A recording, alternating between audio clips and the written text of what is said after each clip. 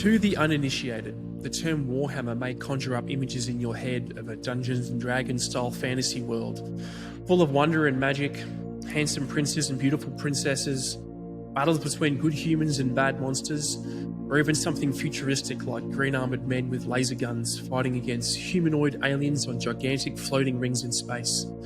What about some kind of funky looking card game for nerds rolling dice and moving knights and kings across a cartoon landscape on their kitchen table? The truth is much, much worse. It's pretty fucking dark. It's actually grimdark. Grimdark is the phrase coined by the fans to describe a science fiction world so intense, so gritty, so gruesome and over the top that it likely wouldn't be the topic of dinner conversation the same way as, say, Star Wars. Hey mum, I just read Dead Sky, Black Sun. Is that how I was born? In fact, that term is probably why a $6.7 billion franchise, so that's roughly the same price as Star Wars when George Lucas sold the rights to Disney, isn't exactly a mainstream hobby, popular film series, or cute doll that little boys and girls snuggle up to at night. And as I begin to rediscover this world again for the first time in 20 years or so, you'll understand why, because there are no good guys in Warhammer. So as I've become reacquainted with this world, I've seen its expansion, its controversies, its evolution, and its slow move towards mainstream. For example, the rights to a series featured on Amazon Prime with none other than Superman's Henry Cavill at the creative helm. Unfortunately, as we all know, when things go mainstream, they get dulled down for even distribution amongst the masses to please everybody, and eventually become so dull, so far from their original vision, that they fade into obscurity and irrelevance. Before that happens, I want to enjoy Warhammer for what it is right now. So my history with Warhammer begins in the late 90s on weekends in Bondi Junction at my best mate Aiden's house. Aiden's a few years older than me and he collected Chaos Space Marines, which I only knew back then as Berserkers because of the particular box set squad that he had. He had a guy called Khan, he was pretty cool. Another guy called Abaddon, he was much bigger and he's made of metal. And they had these big horn helmets.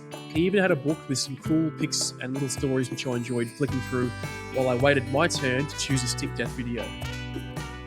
I actually don't remember when, but at some point I had a go myself. I got some Space Marines, which I thought were all Ultramarines by the way, and did a fairly rudimentary job at painting them, even getting so excited that I decided that I would assemble them and not paint them, and that was the fastest way for me to enjoy my new toys. So that was about it. I had a little break, about 20 years or so. In that time, I joined the military, deployed a couple of times to the Middle East with the infantry and special forces, and I left in 2019 to pursue other interests like business and start a family. I now live on the Gold Coast of Australia with my wife and 2 daughters. So rewind a little bit, just before the birth of my first daughter. My mate Aiden sent me the video to the Astartes short film. I actually didn't even know they were called Astartes. I thought it was the character's name. So I had a look, got a massive hard-on, and got myself a starter kit from the Warhammer store. Now, like most new people, I got an Ultramarine and Tyranid set with the paints, clips, the brush, and this little thing. I got to work straight away and painted my first mini in over 20 years. I got so into it again that I even got a paintbrush tattooed in honour of reconnecting with my past and making the monumental decision to take up a hobby purely for the sake of joy. Yes, that is me flexing. I even have another one in the works. So now that I was back into Warhammer, I wanted to have a better appreciation for what it truly was. I decided to go and listen to the audiobooks. Because much like when I was a kid, I had this idea that Warhammer stories were just these epic battles of planet-level slaughter and continental-sized armies wiping out entire species. I mean, it is that, yes, but I had no idea how intricate, complex, nuanced, metaphorical, spiritual, intellectual, psychological, and truly talented this world of Warhammer audiobooks could be. I picked a random Warhammer audiobook to start my journey on Audible. I settled on The Talon of Horus and its sequel, The Black Legion, by Aaron Dembski Bowden, about the beginning of the Black Crusades. The storytelling was so rich, the characters were so fleshed out, and the depth of technical explanations really blew me away. What they did mention in those books was the Horus Heresy.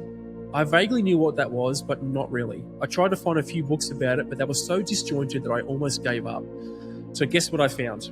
A massive 54-book series all to do with the Horus Heresy, in order, hours long each, consistently delivering the goods and deepening my appreciation for and knowledge of what I now knew to be the lore. Since then, I've been obsessed with the world of Warhammer, its metaphors, spiritual references, psychological exploration of the human condition, the philosophy of purpose, and so much more. All while loving the process of painting my minis and discussing the latest controversies of the fuckwits at Games Workshop. Okay, so why do you give a shit? Because in my previous world, the world of the warrior, everything is earned, and that applies to life just as it does in the military. I plan on earning my way into the Warhammer community, particularly in the form of the Horus Heresy, through lore exploration, painting minis, and the striking parallels between the 31st millennium and the world we live in right now.